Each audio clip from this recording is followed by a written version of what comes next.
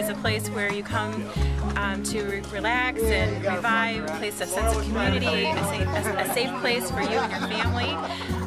It's a place where you come together, you share meals, and it's just a place of refuge and safety.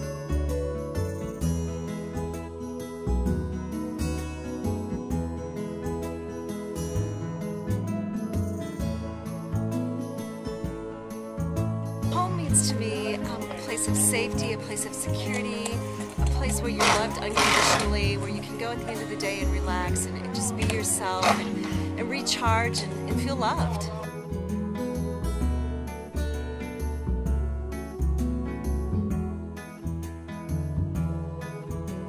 Home means a place to potentially raise a family, have a garden, have many amazing life experiences.